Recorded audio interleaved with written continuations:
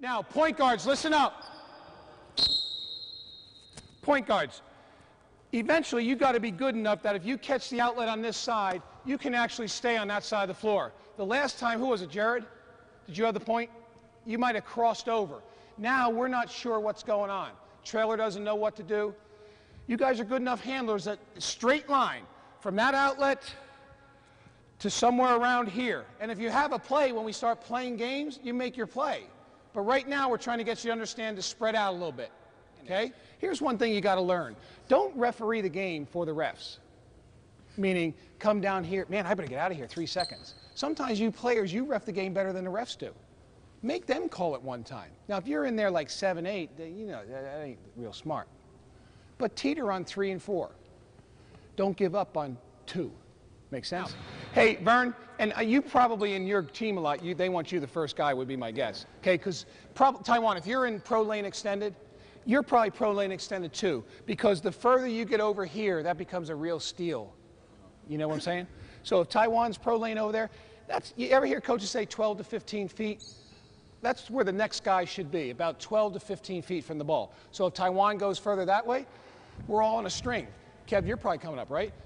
If you were that guy in the corner. We're almost tied together. We'll get better because we don't know each other yet.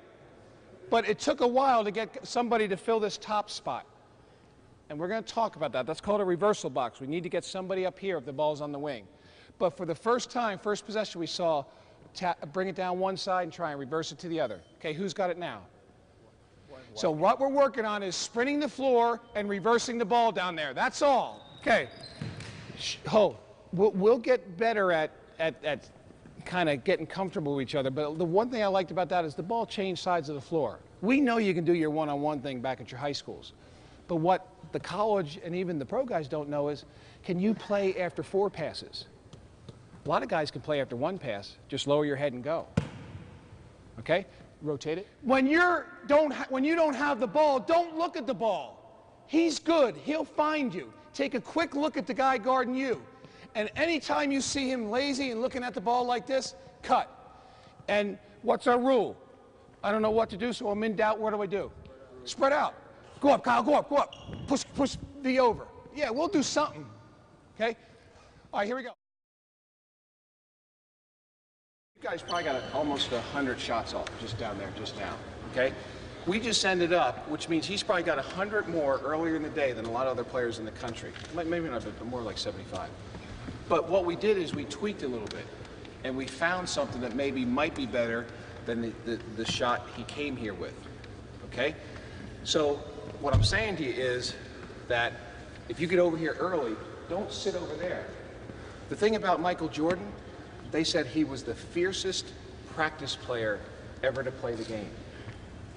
He would just rip your heart out in practice. He would go full speed in practice. They had what was called a breakfast club.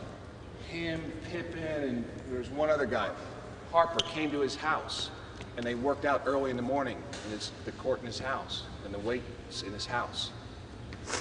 And that's why he's great. I don't think there's a pill where you can take, and all of a sudden you're a great player. So now what you guys did, you kind of just found out, shoot, I can get better if I just go out and get a couple more shots.